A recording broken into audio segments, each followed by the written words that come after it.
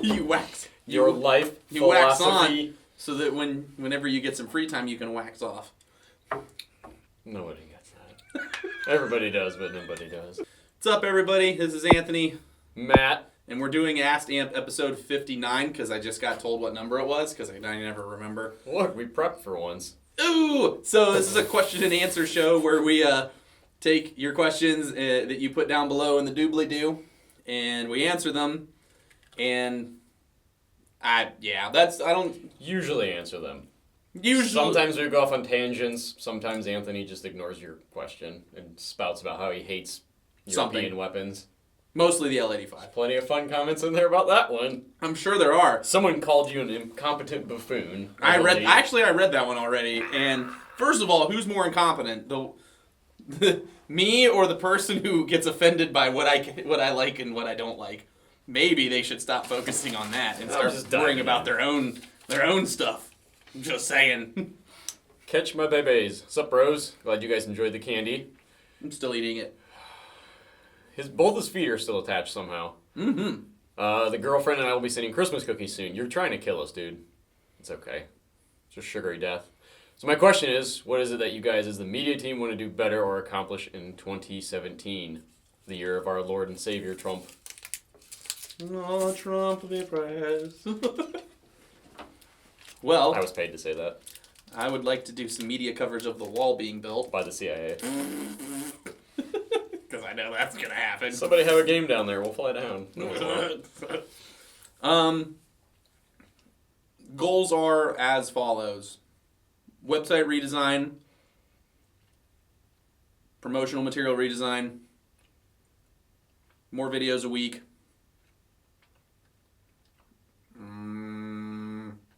Just spill it all, jeez. Try to go to SHOT Show. That's not happening. This video will come out by the time SHOT Show's happening. Fuck. Well, if we're not there, then you know that we failed at least one of those goals. Starting 2017 resolutions off to a good start. Good start. What do you got? Anything different? Anything special? No, you're just going to yell at me about doing all those things better. No, because I don't ever yell at you. He acts like I yell, but I really don't. He's the worst boss ever, and he's not even a boss. I'm not even a boss. No, that's we just want to revamp everything and kind of do like everything amped wide redo. So yeah, a whole lot of new promotional material and a new website redesign and yeah. We got a bunch planned, so you'll see soon. All of our or we'll all die of sadness, and then we'll just go away to nothingness. I just spent 2.5 days looking up fonts. If you guys really want to know what the media team does, it's just bashing our head off of the fucking desk and just yelling at Adobe. For little things that you'll never notice. Adobe is love and hate. Like for things you'll never notice. If you knew, especially both of us, most likely, more him of all the... we took classes at college about font. Yeah, I had to make my own font. Just hand-drawn and on computer. Letters. Just letters. I had to hand-draw one and make one on a computer and learn about typecasting. It took me 2 weeks to draw a fucking A. Yeah, no shit. It took properly. I had to do use measuring things. You had to buy do angles and stencils. You had to mark which curve had this degree of. It was bad, man. Oh man. I did a whole class on just Helvetica. We do this for you. And you're never gonna more notice for it. us, but you guys. And the thing is you guys are never gonna notice it, and you're never gonna appreciate it. And I'm just gonna be sad, but I still feel compelled to do it. So it is what it is. Oh, this table's clean.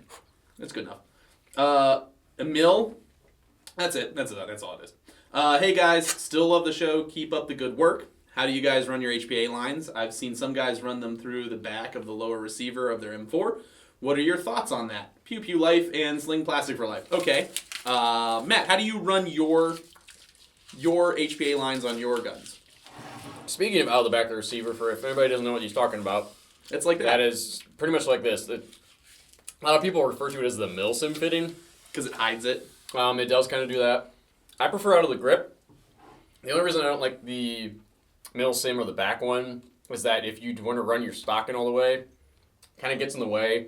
It can also, with transitions, it can kind of get choked up on either side of the stock. I prefer out of the grip. That was kind of the standard, and that's kind of what we all just I just prefer out of the grip solely because that's how they're designed internally to be run from the manufacturer. That's how all these lines are pretty much kind of like built to run. And so like I prefer to run things in certain regards as like stock so that like they're less likely to fail. The less failure points I have, the better. Because I'm already literally carrying it, and that's already a giant potential failure point, and I don't, like... There's a 97% chance they're going to break if he's just standing still and, like, next to a train track or something. I've had one break in my hands at 34. Literally just sat there, and it just broke itself. It just started shooting. Just started shooting on auto all by itself. Shot all of our friends in the face. Oops. Guns don't kill people, huh? That one did. I didn't ask everybody. I had my hands like this, not even on the trigger either. No, it was awful. Because it just started doing its thing. Now, another question that we're going to preempt this, so I'm just going to add it to it. A lot of people ask how we run the lines from our backpacks. I prefer to run it over the top because the amp lines are really, really flexible. So I prefer to run them over top so that it runs through like the strapping of my plate carrier or my chest rig or something like that. Less things for it to snag, too. It doesn't snag on as much stuff, and then it still gives you enough slack to where you can, change shoulders. You don't have to worry about like... Tippmann lines, though, especially the HPL or the Ninja line, I prefer that underarm. Because they're stiff. Yeah. And they're not as flexible because of the pressure. Yeah, usually I run a carabiner on the side just to kind of keep it tucked down to my body. The OG Canadian for real 6 days ago. Hey, Amped, another question here. What's the best place for new Russian camo? Nothing fancy, just basic patterns. That's relatively cheap and being repro isn't an issue. Hashtag glorious leader Anthony. Here, we sell a lot of Russian stuff. Yeah, we carry a good amount of the... Gray Shop? Yeah, that place. We carry a lot of their stuff, and we get it over here, which kind of helps you not have to deal with, like, customs and all that crap. So if you're in the States or even Canada or this side of the planet, it's easier for you to buy from us. Yeah. And we've taken the time. Oh, my God. We're the only retailer that's done this, by the way. We have taken the time, thank you, Stu, that way we've made all the sizing match American sizing, so literally you can order it by your American sizing. So someone went through, used conversion things and put like 32-inch waist. You're welcome. Whatever height, yeah. Do you think? You're welcome. It was a lot of work. A lot of work I didn't have to do. I'm not good with math. Taiga Airsoft. Matt, what is your hop-up profile name? I'd love to check out some of your stuff you're selling. It would be awesome to have something signed by you guys. It is Amped Matt, but you can't search by user on there yet. Which is dumb. And you can't bump your posts either, can you? That's also dumb. It is a great app because you can sell full guns and everything, airsoft guns. I don't want to get weird about that. You can sell guns, everything on there, no problem. It's a completely... That's a good idea. By its own app. No, it totally is a good idea. It needs some work, though. Joking aside, it needs some work. I've actually had some good success with it. It is iOS only at the moment, but they just posted an update, I think, a couple days ago that they are working on the Android version, so that should be very soon, which I know a lot of people kind of had a gripe with that. It's a lot easier to code with the Apple Developer Kit. Mm-hmm. That's why a lot of stuff comes out on Apple first. They're very good. They're very good at keeping updates going. The only thing I'm kind of iffy about is that you can only upload 2 pictures, I think, and you can't bump posts or comment on them. You have to just message the seller directly. I've seen some really good stuff on there. So if you're looking for something a little different than like Facebook or eBay to sell shit, take a look at it. Yeah, no, I think it's a great idea, and it's pretty solidly executed. I make jokes about it because it does need some features that I think everything in Airsoft needs upgrades. It needs some features. So like it may sound like I'm bashing on it, but no, I do unabashedly think it's a good idea. Hey, hop up, send us some shirts. Well, I'll take free stuff. I'm not gonna lie. But it does need some work. Like you need to be able to bump posts. You need to be able to search. You need to be able to like look up people. Like keep a preferred list of people, like people that you know sell a lot, so that like you already trust them and you can just go straight to them to see what they got. Like it needs to have that kind of stuff. They had a rating system on it, but they shut it down. I think it was messing with something. There's a favorites list, so you can add things to the list to keep track of them, but. Basically, it has all the basics you need. They just have to tinker on little things here and there to like get up to par, but it does its job right now. Catch my babies again. What brought you lads to Amped? I needing a job. I worked at a bar as a bartender. Yeah, welcome to whiteness. That was me jumping. I worked at a bar. Yeah, you failed at like this far. I needed a job, and I just shotgunned out like 15 or 16. One resume. No, seriously, I shotgunned out one version of a resume to like 15 places, and this was the first place they called because I just needed to get the fuck out of where I lived. That's it. I just had enough living where I lived and dealing with the people that I dealt with, and I was like, I don't hate you, but it's time to go. And like, I just left. I just want to see you like 3 times a year. Bye. Yep. And I just left, and that was it. That was literally all that brought me here. That was it. Kind of the same. I was really looking to do. I had just finished college. I think I graduated winter semester. I came here later in the summer. I just wanted to do something in the field. You know, especially when you go to like something for like the liberal arts stuff. You know, like I'm an hipster, whatever, all that nonsense. You gotta eventually get a real job. You gotta really push to get a job in that field, and you just have to stay in that field and do relevant stuff. So it was pertinent for me to get one very soon, or I was gonna get rusty. Or you're gonna starve to death. Yeah. I mean, I had a job, but then I came to this one. So yeah. Literally, it's not as dramatic or like Alright, life-changing as it alright, seems like. It's literally like, we just... I came here for the discount. I mean, the discount doesn't hurt. It's made my life horrible and awesome at the same time. Still got a girlfriend somehow. So Grambo. XX, so Grambo XX. XX 1 week ago. What are the top 2 to 3 box mags for the Polar Star Jack M249? I've heard really good or super bad failures in reviews. There is no really great version of them because all of them require work. They all need to be modified typically out of the box. They all need to be babied or taken care of in some way. So there is no great brand. If you want an honest, like unbiased, like straight up, M249 and just in general LMG box mags are like 99% of the time incredible bad. And they just... It takes a certain amount of love and care to keep them running. I know it doesn't quite work. The Crytek LMG one is actually not bad. You have to put like a little bit of a spacer piece in there so BBs don't get into a certain part of it. Yeah, and you still have to modify that one. It's that's technically an M4 Magwell one, so that doesn't work. It doesn't work in SAW. So unless you know what we've you never can done is shove it one sideways like into the side shoot. We should do that. We should try that just to see if it'll. I'd butt mad somebody. Here's the thing: I don't know if you'd be able to get it back out. Who cares? Fair.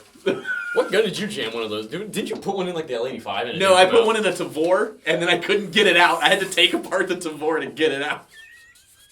No, I took my box cut back. to Anthony reading out about the Tavor. No, out of all the bullpups, there's 2 of them that I really like. For all these foreign dudes who are going to try to roast me about the L85 in here. I hope we pull some of those. I hope we do too, because it's going to be funny. There are 2 bullpups that I do like. You're an incompetent buffoon. There are 2 bullpups in the world of firearms that are actually pretty okay. The Steyr AUG, or any of its derivatives, like the Australian, what's it called? I forget its name right now. But the Australian derivative, Steyr AUG, and best bullpup, bar none. Close number 2 is the Tavor, or any of its derivatives. I really like what's the new Tavor? X95. I like that one, actually. It's a little bit more westernized, and it's more modeled after the Micro Tavor, which is what's in current issue in Israel. Yeah. OP Airsoft. Why would someone buy a Retro Arms gearbox shell then put an HPA engine in it? Question mark, question mark, question mark, question mark, question mark. That's like taking a PTW and putting in the new Polar Star prototype in it. Just a waste of money. I love him. He's so German. He's so German. I love him. Yes, it is totally like dropping a buttload of money on things, but the Retro Arms gearbox shells are extremely nice, especially if you get the really 2-piece one with the locking hop-up part on it. Hoping we get those back in stock soon. Here's the thing. Like, at the end of the day, I will say that there is a benefit to using it even with HPA. Mm-hmm. Do I think it's a lot of over-engineering for what you're going to use it for? Or even a noticeable difference on a lot of things. It's basically like you are throwing a nuke at something that you could just like push over with like your fist. Like, you're like way blowing the need out of the water. But I would say that the Retro Arms gearbox does, the split one with a mounted in hop-up, does provide a benefit. It does help in its respective systems that you build them in shoot better. Yeah. Especially the more noticeable gain is going to be in an AEG versus an HPA engine. Yeah. For sure. Because it allows you to maintenance the upper and lower receiver separately as well, so that can kind of cut down on your maintenance time and repair and getting it back up and running. So that's always a good thing. That's a big deal. So it's good. Do you need it? No. No, you don't need it. But then again, this is Airsoft, and you really honestly do need literally none of you are going to Afghanistan tomorrow for any of this. So like you're fine. Like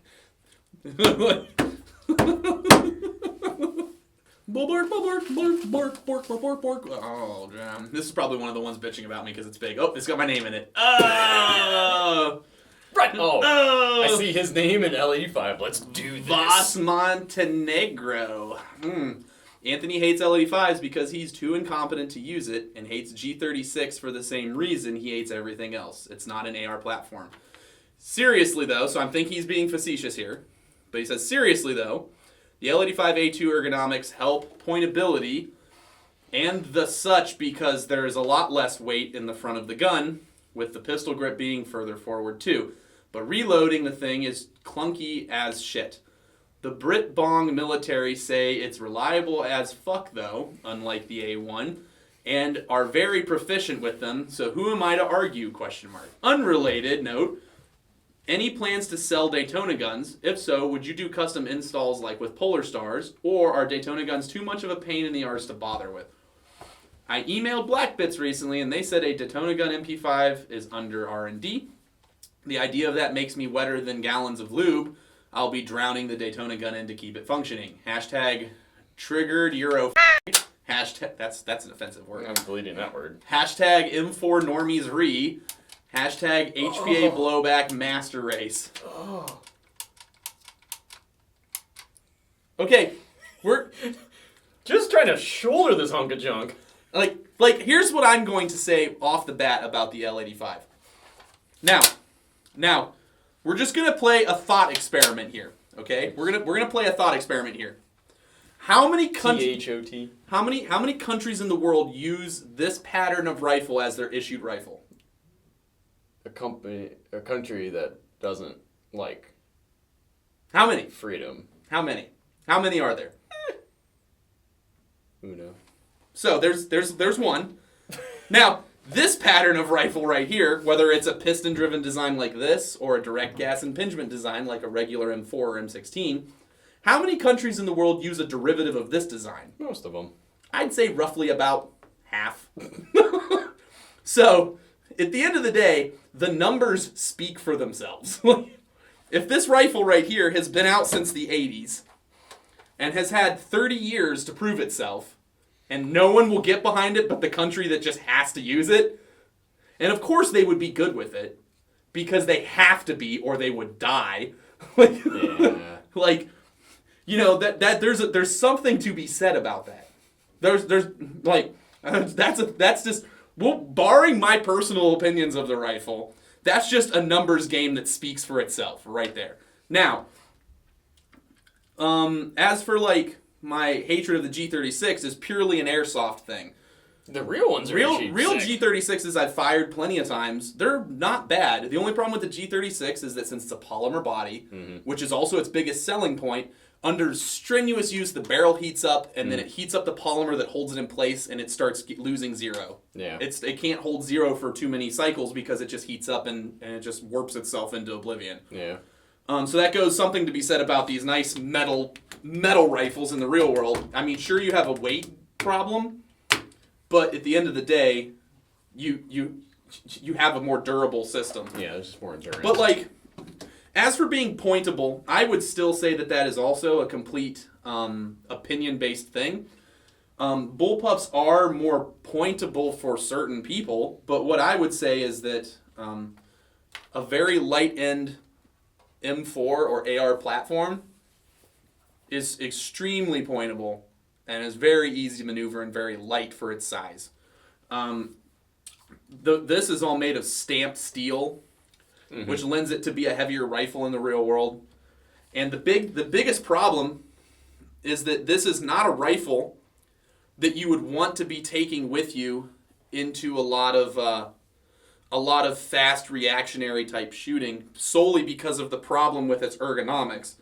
So the big problem with this is that you'd have to constantly have this on condition red, round in the chamber, because this is not something when you're going around where you can have it on like safe, but with a round in the chamber and then quickly flick it and fire it. Whereas with an M4, because all of the controls are near your thumb, you can quickly shift this from safe to semi. So that way when you're moving through a building with your buddies, you don't accidentally flak them with a live weapon. Also, something that happens, and especially at close quarters engagement, is that one of the key things about an M4 is that when you're firing it and your bolt holds open, you can see it. Which right here you have to get back and look at it. And then on top of that, the reload is 1, 2, 3. The reload for this takes the weapon completely off target. You have to insert a mag, and then you have to go over and charge it, which is a more AK style reload, which is a lot slower. And hold that the rest of the video. And it is potentially dangerous in the real world. Yeah. I would just like to point out that sure, this is a functional rifle, like it shoots at things, and the guys who use it are proficient in it. But you cannot argue the fact that the rest of the world has deemed that this is not a desirable platform. Yes. That's just what this is. Like, and you know what? You can hate on me all you want, but like, my experience says it sucks. So, yeah, man, whatever. Talk about the MP5 quick. The MP5? Move that question apart. Daytona guns are hit or miss. Like, we have a Daytona gun here that is definitely miss. And the big thing about the installs is that, like, they leave no room for error. So, like, if there's any, like, part or anything that's out of spec or anything that's, like, miscut into a receiver or something to make it all fit, and you mess it up, there's no going back from it. We don't like to do installs like that because customers usually have because they're expensive, because they cost a lot of manufacturing and tech time to make. They have unrealistically high expectations of them, and then they get angry when those expectations aren't met. Because it would cost a lot of money for us to install those, because to be honest with you, like all the cutting like on a GMP walk receiver that you would need to put a Daytona gun in M4 system, and there's so much cutting, there's so much time, then there's a huge amount of break-in that you have to go through, and it's just going to chop BBs, or it's not going to hop things in, and like we put like probably like 10K rounds through the one at the shop, testing it, and it has never shot straight. I never shot it. It was never shot straight. Bruce's shot pretty okay, his FAL. That thing was until you broke it. Yeah, until I broke it. Speaking of which, I don't know why the British ever left the FAL. The FAL is a stellar rifle.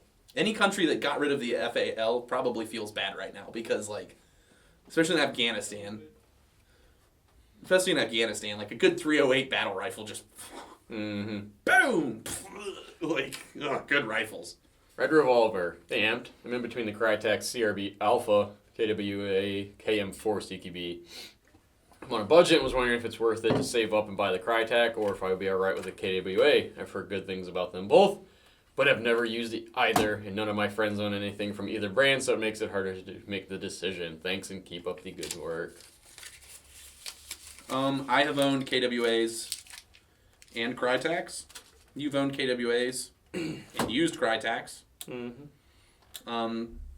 I honestly would say that this is going to rustle some people's jimmies, but as an AEG, I feel that stock the Crytek outperforms the KWA.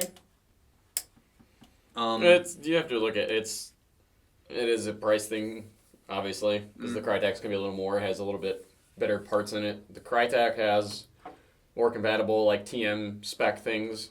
KWA, not so much, so you have to use a lot more proprietary things on theirs. The Crytek will be easier to upgrade. KWAs, though, if you don't really mess with them out of the box, they usually shoot just fine for what you would need them for, so it's whatever you want, man.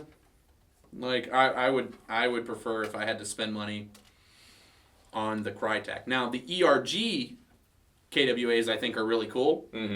And I would probably, if I were starting from scratch, get one of those purely because the recoil and the bolt functioning and all that stuff is super cool. And they shoot pretty much as well as the Crytacs. Yeah. They're better than the regular standard KWAs. Mm-hmm. But once again, both the KWA systems use proprietary parts in some form, which are going to eventually bite you. Yeah. Like, that's just what that is. So.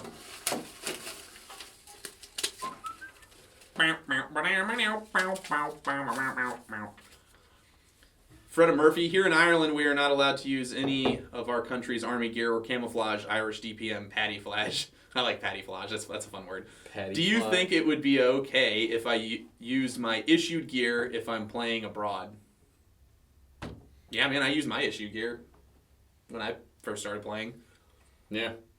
My thing is if you got it and you want to use it, as long as it fits within the rule set and the societal norm of the game that you want to play at. So, like, for example, at MSW, don't wear NATO crap when you're on the Russian team. That's going to be a trigger warning for some people right there. You know, use what you want, man. This is your hobby. Like, if you want to use this, feel free, but just don't ask my opinion of it and then get offended when I tell you. Like, Sep, give me your size, Anthony. I'd like to send you some Belgian silly Gucci. I am a large regular in American size. I don't know what that equates to. I am 6 foot tall. I have a 34 to 36 inch waist, depending on cut, and I am. Just tell me your social security number while you're at it. I'll give you the last 4. It's 9617. If your shit gets stolen, it's not my bad. Benjamin keep There's correct. nothing to steal, and that's not the right one anyway, so you're good. Maybe a Gap video before the end of the year? Maybe, question mark? Probably not. Probably not now, like, just cause.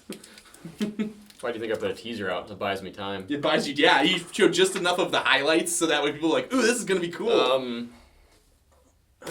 Possibly, probably not, just because most of the slots for the rest of the year are kind of taken up with certain things. I don't hate these HK sites on here. This isn't as awful as you'd want it to be. I'm gonna grab another one since you're just playing with that. Oh, here you go. Blake Pope. For real though, what's ITAR and why does it exist? ITAR, which we've answered before in one of our previous episodes. Not for him. ITAR is the regulations that regard shipping military equipment or stuff that is deemed in a military nature outside of the continental United States. Mm-hmm. So, for example, like a ballistic helmet is illegal to ship outside of the United States if you're a United States citizen. Mm-hmm.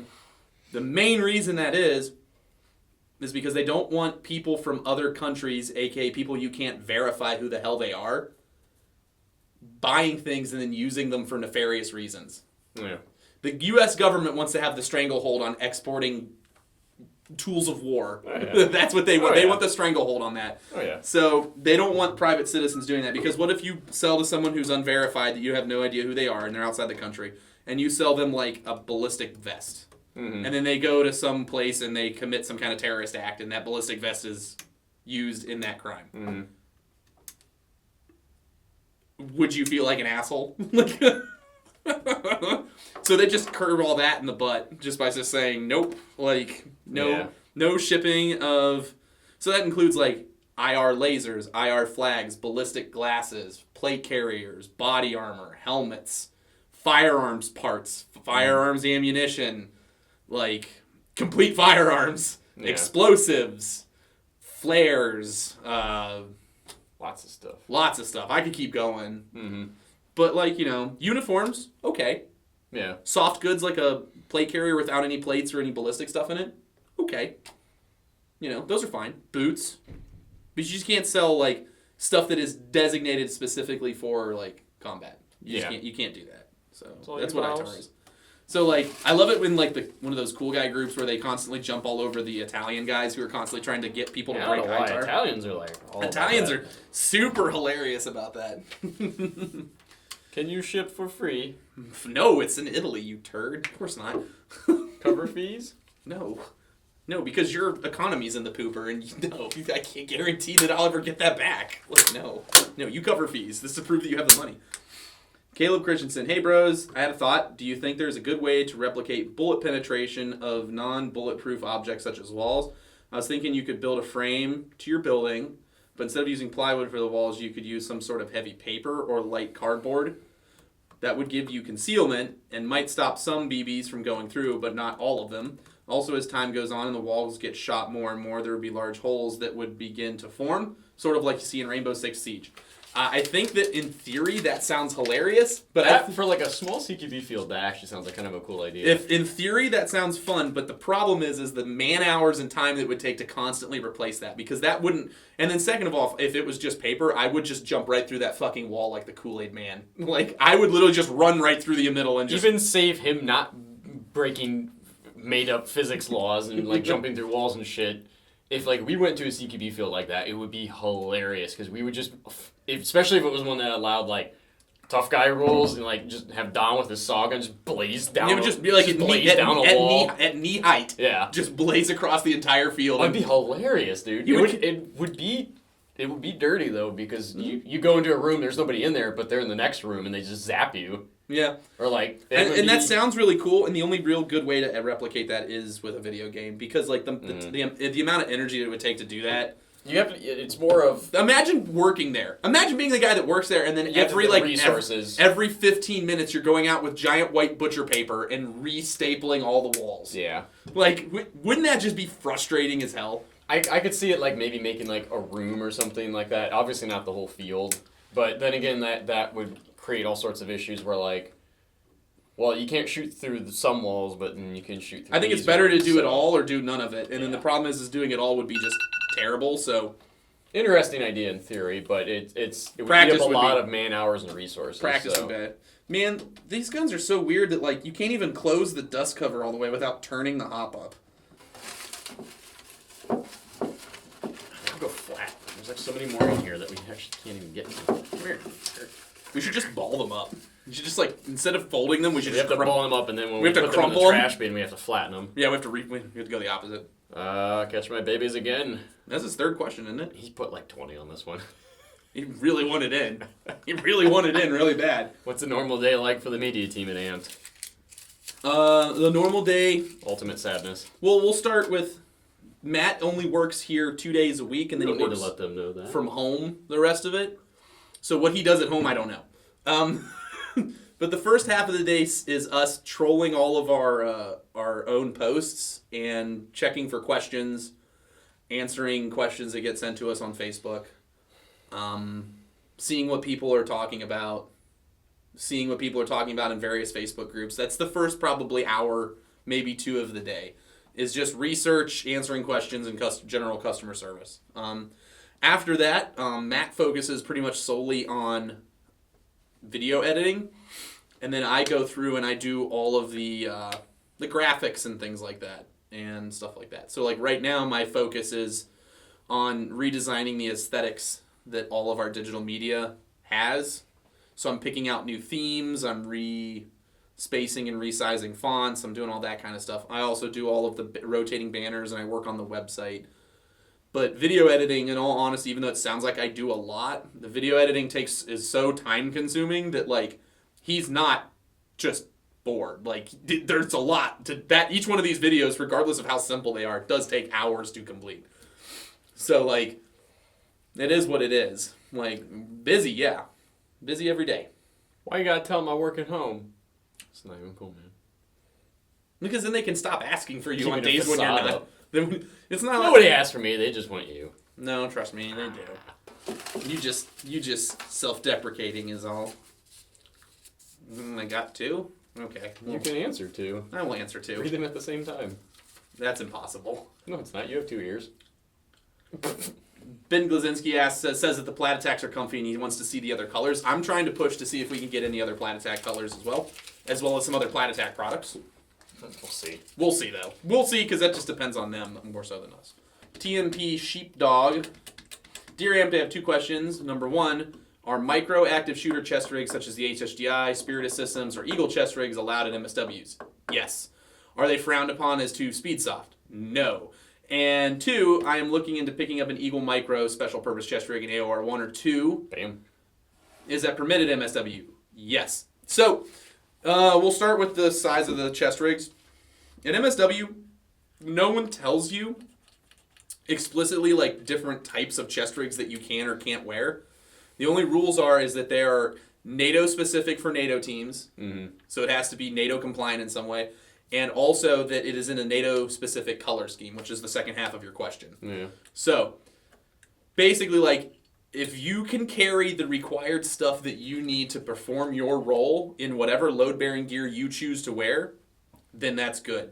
If you do not have the required gear that you need to perform your role or to go on patrols in your rig, and you get into a situation where you are found lacking, you will be verbally accosted by somebody, because you're basically letting everyone down. But if you can fit everything that you need in like a micro fight light with a dangler pouch, do it.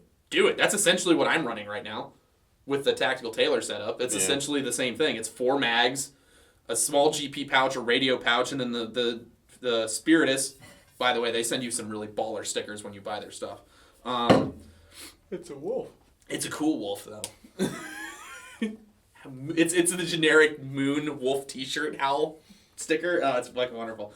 So, like, yeah, but as long as you can carry what you need, there's nothing wrong. Like, if you want to run, like, small little Haley rigs, which we see all the time, or you want to run, like, little minimalist JPCs, or, like, whatever you guys want to run, like, as long as it's NATO compliant and in a NATO compliant camo scheme, you're good. That being said, no black. Per the MSW tax op, there is no black. Also, if you're on, like, let's say the NATO team, you're not allowed to use anything that is in a Russian or com block pattern camouflage. So, like, you can't run, like, a Digiflora chest rig on multicam. Yeah. And conversely, that also applies to Rust 4. You can't run, like, a distinctly NATO chest rig and NATO camouflages on Rust 4, unless you're on the militia, which they prefer you to just run really simple, basic bitch like surplus store junk. That being said, like, so like AOR 1 and 2 is fine because it's a NATO camouflage scheme, it's a US camouflage scheme, and it's on your load-bearing gear and it's not black, which is completely fine. But when you do run camouflage schemes, they want you to do like kind of like an impression. So, like, for example, like, if you want to use a special weapon, let's say, like, this thing, like, if you want to use this, you have to have a British impression, or at least a kit that correctly reflects British kit that would be worn to accommodate this weapon. And likewise, you cannot use this weapon if you are not in British kit or anything like that. Because the default weapons are M16s, M4s, SCARs, M14s, those are your general default NATO weapons. So, like, if you want to run a Belgian kit and then run an F2000, you can do that, but in order to run the F2000, you have to be in Belgian kit, and that's it. Like, that's it. Like, you can't just run an F2000 and be like, but there's a NATO country that uses this. Be like, lol, no, that's not how this works. Because part of it is that everyone has to equally participate in selling the experience. It's not so much that it's a game, it's an event. And that means that everybody is equally participating to both the immersion and the gameplay. And when you try to take shortcuts, that just makes you look like an asshole. So don't do it. Like, right? And I, like, not saying that you would, but I'm just saying, like, in general, like, that's the way to look at it. So, yeah, so your AR-1-2 would be totally okay. If you're running multicam, completely fine. Bye, Matt. He didn't wave at me again. Good God, that could have been a yes, no, yes. But here's the thing is that if I did a yes-no question, it was literally going to get like 15 follow-up questions. So it's like I might as well just throw them all out there and just... It's all in your tax op. Read the tax op. It's spoken in plain language for you guys that are completely lost in the sauce. Read it, and then if you still have a question, read it again. Vectors are totally allowed. Ugh. Isaac Barbosa. Hey, Amped. I'm loving your vids as always. Stoked to see 5 Minute Frenzy make an appearance again. I realize it's Anthony's bit, but it would be great to see Matt have a crack at it. I think it would be funny, because I don't think we've ever forced you to have to try to run through it. Any thoughts on the proposed BBwarz ban in Baltimore? Keep up the solid work, dudes. And for some reason, hashtag glorious leader Anthony is becoming a thing, which, okay. I think we're just going to, like, sneak little, like, tidbits like that in and out of Ask Amps just to kind of break them up a little bit. So, like, 5 Minute won't be in every video, but we're I think we're going to try to do, like, one little instead of two, like we're all the try things to we do used one. to do, we're going to, like, put random ones in and maybe come up with a couple new ones down the road. And then swap out who does what, so that way they're not always like just the same people. Basically, give a commercial in the middle. Yeah, well, we can break up the editing mark where we have to restart the cameras. Yeah, we'll figure something out. The ban, the proposed ban. Sorry. What's your feelings on that? You said it didn't end up with anything. It's just it's in legislative hell right now, basically. Yeah, so it's in legislation limbo. Yeah. Was it like in April? Kid was walking down the street with like a Daisy pistol or something. Got shot by a cop. There was one kid in Columbus, and there was one kid in April in Boston that got shot by a cop who was carrying Baltimore, same difference. That might piss him off. Yeah, bust out their New England accents and yell at me. The kid he technically didn't even have an airsoft gun. He had a goddamn. He had a pellet gun. Yeah, he had a CO2 pellet gun. Held it in a threatening way. Got zapped. He didn't die though, right? No, the kid in Baltimore didn't die. I don't know about the kid in. So of course, whenever that happens, when like a 13-year-old gets shot, all the politicians go ape shit. So, honestly, it'll probably go through big cities like that when a kid guns off the street. Airsoft is the easiest one to take. Airsoft isn't a right; it's a privilege. Yeah, replica it's like a car. firearms is the easiest thing to take away. You don't have a right to own a car. Mm-hmm. Like a lot of people confuse that. Like you don't have a right to own a car. It's a privilege that So, can easily be legislated out of your existence. Easiest thing is, well, not the easiest thing, but if you're in the area, talk to your representatives and stuff. But you'll see if that even does anything. I don't think it does on a lot of topics. No, it's already banned in places like Chicago, New York. Yeah. It's gonna happen. Yeah, it is going to happen. Is that ultra sadness? Lovely. Internet man, hey, it's me, your best friend. Are you? My question for you guys is, what do you guys look for in a plate carrier? Do you guys focus on comfortability, impressions, high speed, etc.? I currently use an SPC scalable plate carrier, which I use for a marine impression, but currently I'm getting worn out of a grunt kit and looking to customize my own gear. I've been looking at the STD, Freudian slip, lol, in Ranger Green, but I'm still looking around for a plate carrier I'm looking for a plate carrier that is pretty much the same size as the plates. Any suggestions would help. I hope to get a Plat Attack Mark III combat pants in Woodland before they're my mom's spaghetti. Smiley face. Don't get spaghetti on them. It'll never come out. It'll be hard to clean. There's a lot of really great plate carriers that are more minimalistic in style out there. It really more so just depends. To me, I'm always focusing on what I'm going to use it for first before I focus on how comfortable it is. Yeah, I think comfort always kind of comes last for us. Because the thing is it's more important, especially that's removable, yeah. So you can put tritium ones in there. It's just I feel like if I could break that. Either way, it's aluminum. I'd hope you wouldn't break it immediately, but it's yours. Nobody matter. It doesn't matter. That's true. I'll probably break it anyways. The answer. So basically, when I'm looking at a plate carrier, it's more so about what it's going to be used for. Mm-hmm. Maybe it's because I'm too military. That's probably pretty potential. But basically, what it's going to be used for and what you can adapt to it or fix on it or upgrade down the road. So, it's more important for me to understand how I'm going to use it first and then find what fits that niche that I need it for. Mm-hmm. Because there is no such thing as a jack-of-all-trades plate carrier or chest rig. Yeah. There's ones that are good enough for what you're doing. There's ones that you can adapt to what you're doing.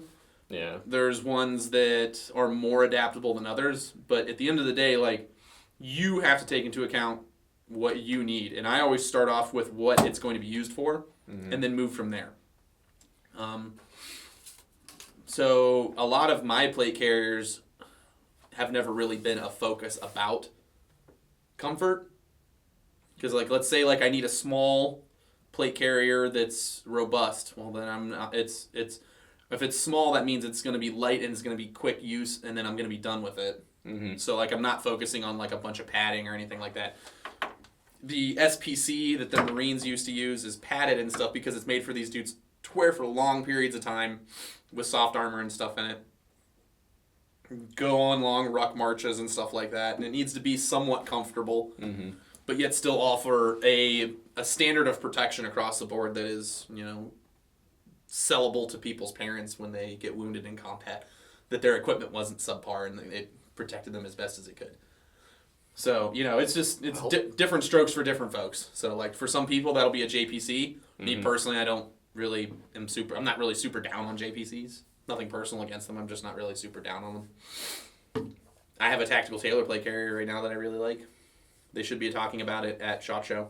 But, that's a minimalist one, so... No, that is super minimalist. It's so minimalist that there is no extra material on it anywhere. Rabbit Milsim. What's up, dudes? Would you get butt mad if I took your helmet cover idea and copied it to my own helmet? What's the name of the covering called? I can't remember. Thanks, fam. It is basic camo netting, NATO-compliant camo netting. The best part is dudes actually think it's called Ragnar. Yeah, we keep telling people it's called Ragnar and they think that's a real thing. Nope. Nope, we made that up. It's just because Rangers wear it on their helmets and most Ranger often. nickname is a Ragnar. They're going to go Ragnar things. That's a nickname for Rangers, and that's what Rangers do to their helmets sometimes, is they do stuff to personalize them over everybody's heads. It's just literally go to a surplus store. Go to a surplus store and get some 3D camouflage that they use for trucks, and then take a piece of it, put your helmet there, cut it out, zip tie it on. That's it. So easy. It's so super easy. But to each their own. Some people aren't down on that. I know that it's not our idea. It's not our idea. It's just an idea that I did with my squad when we were overseas. And the reason that my team leader and squad leader let us do it, even though our company commander was super not down on it, was because it made it very easy for him to identify us in a crowd. He literally was like, oh, there's... Where's Anthony? Oh, he's right there. Okay. That was why we did it. Because it's not like we were spooking out in the woods or anything like that. Like, we were a vehicle-based company, so it's not like we were being sneaky. We just did it for identification purposes. And then I took it to here and explained it to everybody, and everybody's like, yeah, we should do that, because it does work. Like, all of us could see each other everywhere because we all are identifiable. It works better in, mountain environments when you can just identify each other. Yeah, it's actually more useful in mountain environments than it is, in the woods. So... But no, useful in the woods, but... It's still useful in the woods, because you can poke up around cover, and because it's three-dimensional, it breaks up the shape of your head, which is helpful. Yeah. Oh, shit. Jesus. Matthew Northrup. What's up, guys? You guys ever think about going to a Granada with Woodland and Alice gear, or first golf kit with Alice gear and Desert Night camo, Pazgat helmet, and vest and 6-color? A2 lives matter. Bring back the A2. And for life. I did bring back the A2. I have an A2 Polar Star right now. You don't ever really see me use it because it's kind of situational. But I use it. It's hilarious. I clear rooms with it, and people are super impressed by that for some reason. Should be cool. I'm just not super... There's a reason why we don't use old kit in the military. Yeah. It'd be cool for an impression or something, yeah, but I could agree with that. Those are technically not really allowed for MSW because it's outdated sort of. Yep. So it's kind of a whatever thing. Maybe they're going for a modern conflict. Yeah. So no one would be running around in Alice gear now. But I guess if there was an entire themed event that was based around that time period and everybody was doing that kit, I'd be okay with it. There it is. I just wouldn't purposely put myself at an uncomfortable disadvantage just for the sake of running it. But Supreme Vermin Airsoft. Speaking of the Hop-Up app, are you going to bring the Matt's Mystery Sock to Amped? I'm the one who snagged it, and I think it would be a great idea to bring it over to the store. Hashtag gimme chicken tendies. Okay. Well, thank you for buying that. I did a random, basically a mystery sock.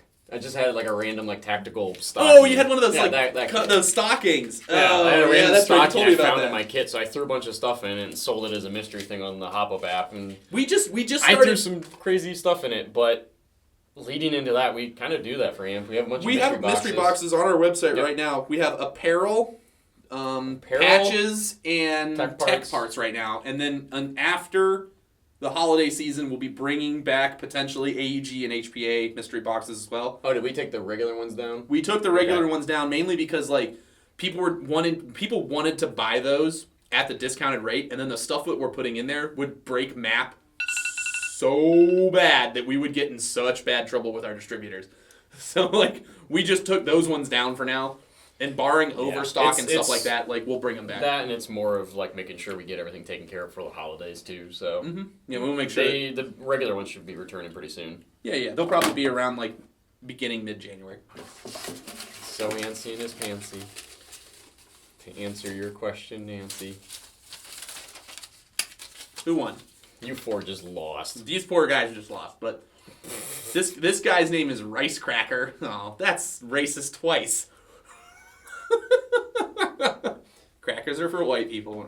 Come on. Hey guys, I was just wondering, are there any alternatives to Crye-made BDU or combat pants? I can't find anything that's made in the U.S. besides Arc'teryx and Patagonia, which are similar in price range. Just looking for a cheap American-made alternative. Thanks. P.S. Not enough salt in this episode. Airsoft is for That's not nice at all. It's partially true, but it's not nice. All of us are a little weird. Everybody who plays Airsoft is a little weird. Goddamn. As soon as everybody realizes that, they'll all like take it with a grain of salt and just be like okay with it, because like everybody's weird who plays Airsoft. They won't admit that. No, a lot of people don't have the ball. I'm weird. Yeah, I'm fucking weird. I'm a nerd.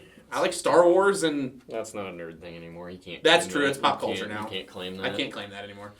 American-made alternatives to Crye's. There are a lot of companies that custom make one-off sets where you take older uniforms that are BDU cut and send them to them, and they'll make one-off sets of combat-style pants for you. Mm-hmm. There's a lot of seamstresses out there and sewing companies that are small that will do that. Yeah. So just get on Google or Facebook, and you will find them. There's dozens. As for like high-end like combat pants, there is nothing sub like $200. There really isn't. Did he ask for a price on them? No, I'm just saying that the Patagonias, the Arc'teryx, the Cryes that we got, the Platatacs that we have, all of those are plus $200 pairs of pants. Like your combat pants, because of the materials that they use in them, the types of fabrics that they use in them, the amount of work, the amount of the stitching and work that they take, the custom cuts of all the fabric and like layouts, that is a lot of energy. And then in order for them to make a markup, and then us to have a markup on top of that, they have to be expensive. Like that's just the way it is. Yeah. I do feel that if you go on Tactical Distributors, they have Crye dry fires for $500. Mm-hmm. I mean, if you really want Woodland M81 Cryes right now, they actually have them just for sale. They have an overstock of them. Just found some new ones. Found some brand new ones. But like, crazy. You're just not gonna find that. It's yeah, you won't. You'll have to go to a one-off. Like literally, you could go buy like brand new like issue BDUs that are in like multicam or OCP or Scorpion or whatever pattern you want. Take them to a seamstress, and then they can like stitch you a pair of those pants for about $150 to $100, depending on how much detail you want in them or how like in depth you want. A lot of those places you're gonna need 2 pairs of pants too for fabric. Exactly. There's that. Or alternative, you could settle for the Army combat pants, which are based off of the Crye pants, and they're made for general infantry use. And you want them in woodland? I don't know, whatever color he wants. Yeah. But that's an option too if you want multicam. Is that you can do the Army combat pants, mainly issued to airborne units. Mm-hmm. They have the Crye knee pads in them, and they have somewhat of a stretch material, but it's not as stretchy as like the Crye stretch material. Actually, they do. It's just not. It's 2-way stretch. It's not like 3 or 4-way, and it's not as light. Maybe it does. I don't think they do. I think they do. Either way, regardless of the semantics of that argument, like. You're just gonna those you can get for probably $75 to $100 on eBay if you look, and they have exposed Crye knee pads in them. Because that matters. And they make them in ACU as well. That's multicam and ACU are about all you're gonna find them in. Because that's just the Army's general like, hey, these guys need knee pads in their pants because they jump out of airplanes, but we don't want to spend the like $300 a pair of pants for them. So here's some cheaper pants. Basically, you might be able to find some old Massif pants, some massive pants. Those are like way more expensive, I think. Those are rare though, so those are expensive still. Yeah, but not even worth it. You gonna pull a question, fam, or no? We're signing off. Except for these guys. These guys failed. Gun Lover 64. Sorry, man. Meade Montgomery, you lost. I'm sorry. Nothing personal. Hide your kids, hide your wife. That's fun. I like that one. And Jeremiah. Stone Alexander. I'm not even going to read it. Nope. We're done. What was this? No. What? We're gonna be way over. Can I put a full stock M16 on a Tippmann M4? Yes, you have to use a real one. That's it. Basically. So that's it. Thank you for stopping by. We were tired. We stayed up all night and watched movies on Netflix when you hung out last night. This is a question and answer show. This is episode 59 of Ask Amp. Submit your questions down below in the doobly-doo. For all of our subscribers, we appreciate it. For those of you who aren't subscribed, feel free because we are generally as disappointing as we are right now. But anyways, thanks for stopping by. We'll see you in 2 weeks for the next one. Yeah. About. Ish. Oh, if you're local, come to our giant New Year's Eve bash at the warehouse where we're going to try to offload some, it's basically we're purging the warehouse so that for the new year we can get all new product lines in. So we're like passing some huge savings on to people. We'll walk in, you can get discounts on a lot of stuff. Like there's going to be vendors there. Going to be a good time. We're going to hang out with everybody. Swap me. You can also buy, sell, trade your own stuff here. Mm-hmm. So, like, if you want, you can pay us $10, have some table space, bring your stuff, try to sell it, conversely, or just show up for free and just buy stuff. Mm-hmm. It's up to you. Hang out with us. Decide, figure out that we're not as impressive as you may have built us up in your head to be. Yeah, there might be pizza. Probably not. It depends. Depends on if we don't eat it all. There might be for us. So, yeah, you should do that. Got a lot of sales. Check out the website. Check out Facebook, all that. That should be it. Think we're good? Yeah, a bunch of sales. There's too many sales. Everything. Just go Huge Oakley sale. Go I can finally unbleep it now. Go on the website and just add something to your cart. It's probably on sale. Yeah, there's some add to cart sales that we can't tell you about. Just sort of did. Well, I can't tell you what they are or what's on sale, but I can tell you to go look around and play a game and find out. May the odds be in your favor. Basically. Gen 2. But yeah. Generation 2 Mark 2s are coming out. The Mark 2.5s or 2.5. Whatever ProTech wants to call it, I don't know. Pre-orders up for that. There's also upgrade kits, a la like same thing the Inferno Gen 2 did, so you can literally just swap your solenoid and electronics over and you're good. We still have a handful of Plat Attack pants left. Yep. In Woodland, if you guys are super down on those. Also, thank you, Jose. Luyando. I'm still gonna not remember that, but I appreciate I appreciate the phonetics of it. But what a way to go! Go out like a boss, right here. Hey, spoiler alert! I'm only on season 3 still. Three. Wherever the prison is. 3. That's 3. Yeah. I already know what happens on it because fuck the internet. 3 to 4. Then anyways, see you guys later. L85s are meh. Yeah.